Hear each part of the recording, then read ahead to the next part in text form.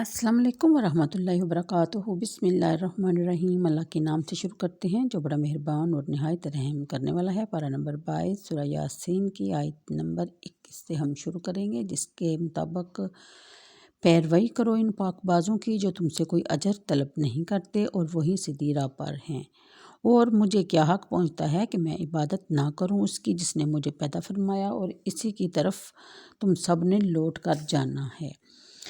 اگلی آیت کے مطابق کیا میرے لیے جائز ہے کہ میں بنا لوں اسے چھوڑ کر کوئی اور خدا؟ ہرگز نہیں۔ اگر رحمان مجھے کوئی تکلیف پہنچانا چاہے تو ان کی سفارش مجھے ذرا فائدہ نہ پہنچا سکے گی اور نہ مجھے چھڑا سکیں گے۔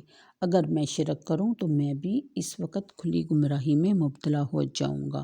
میں ایمان لے آیا ہوں تمہارے رب پر، پس کان کھول کر میرا اعلان سن لو۔ حکم ہوا جا جنت میں داخل ہو جا، اور وہ بولا کاش میری قوم بھی جان لیتی کہ بخش دیا ہے مجھے میرے رب نے اور شامل کر دیا ہے مجھے باعزت لوگوں میں۔ ان آیات کی تفسیر کے مطابق جب حالات زیادہ خراب ہو گئے اور وہاں کے باشندوں نے حضرات کو سنسار کرنے کی تیاری شروع کر دی، تو اسی شہر میں ایک دور دراز گوشہ میں ایک سلیم الفطرت آدمی رہتا تھا۔ وہ دوڑتا ہوا آیا اور اپنی قوم سے کہنے لگا کہ اے میری قوم، جن لوگوں کے پیچھے تم ہاتھ دھو کر پڑے ہو، یہ کافی عرصہ سے تمہیں یہاں مقیم ہیں اور تمہیں بڑی دل سوزی سے اسلام کی دعوت قبول کرنے کی تلقین کر رہے ہیں، جسے وہ حق سمجھتے ہیں اور وہ حق پر ہیں، اور تم ان پر برابر اعتراضات کی بوچھار کرتے رہتے ہو۔ میں بھی تمہارے شہر کا باشندہ ہوں اور تمہاری قوم کا ایک فرد۔ میرا مخلصانہ مشورہ تو یہ ہے کہ تم ان پر ایمان لے آؤ اور ان کا اتباع شروع کر دو۔ ان کی صداقت کی اس سے بڑھ کر اور کیا دلیل ہو سکتی ہے کہ انہوں نے کبھی تم سے کوئی مطالبہ نہیں کیا، چندہ کی اپیل نہیں کی، اگر یہ سچے نہ ہوتے اور اپنی دعوت میں مخلص نہ ہوتے، بلکہ کسی دنیاوی مقصد کے لیے انہوں نے یہ ڈھونگ رچایا ہوتا، تو وہ 2-4 ماہ یا سال 2 سال میں ان کا بھرم کھل چکا ہوتا اور ان کی خود غرضی سامنے آ ہی چکی ہوتی۔ لیکن آج اتنا عرصہ گزر گیا، کیا تم ان کے اخلاص پر کوئی اعتراض کر سکتے ہو؟ نیز وہ خود بھی ان احکام پر بڑے اہتمام کے ساتھ عمل پیرا ہیں جن پر عمل کرنے کا حکم وہ تمہیں دیتے ہیں، خود بھی اسی راستہ پر گامزن ہیں جس پر چلنے کی وہ تمہیں دعوت دے رہے ہیں۔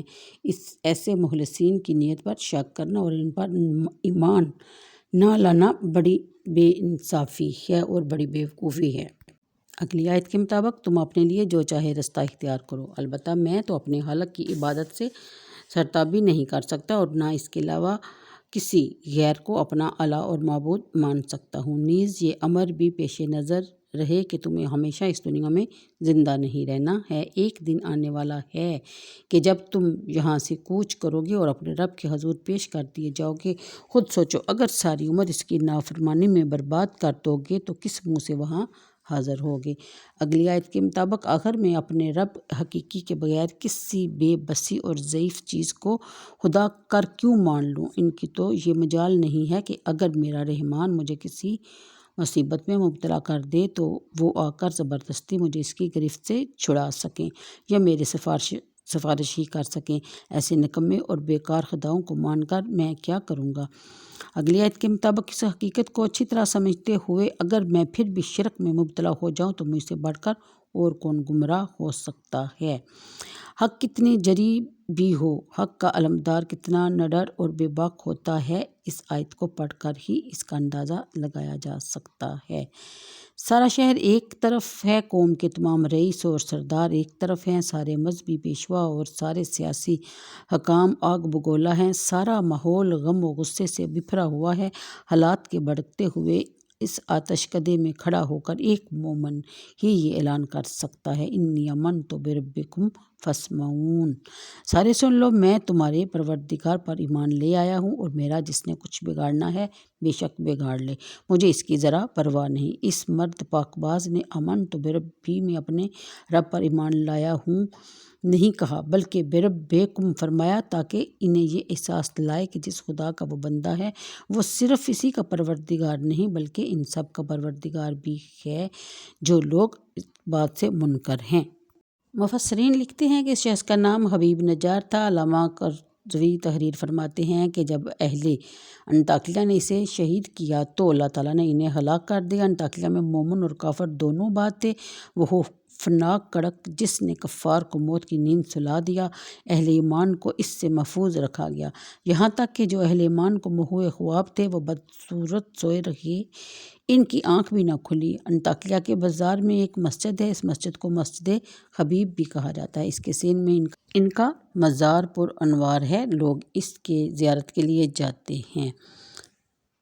آیت نمبر 29۔ اتارا ہم نے اس کی قوم پر اس کی شہادت کے بعد کوئی لشکر آسمان سے، اور نہ ہمیں اس کی ضرورت تھی، نہ تھی مگر ایک گرج، پس وہ بجھے ہوئے کوئلے بن گئے۔ صد افسوس ان بندوں پر نہیں آیا ان کے پاس کوئی رسول مگر وہ اس کے ساتھ مذاق کرنے لگ گئے۔ کیا انہیں علم نہیں کہ کتنی امتوں کو ہم نے ان سے پہلے ہلاک کر دیا اور آج تک ان کی طرف وہ لوٹ کر نہ آئے۔ آج کے لیے اتنا ہی، مجھے دیجیے اجازت، دعاؤں میں یاد رکھیے۔ اللہ حافظ۔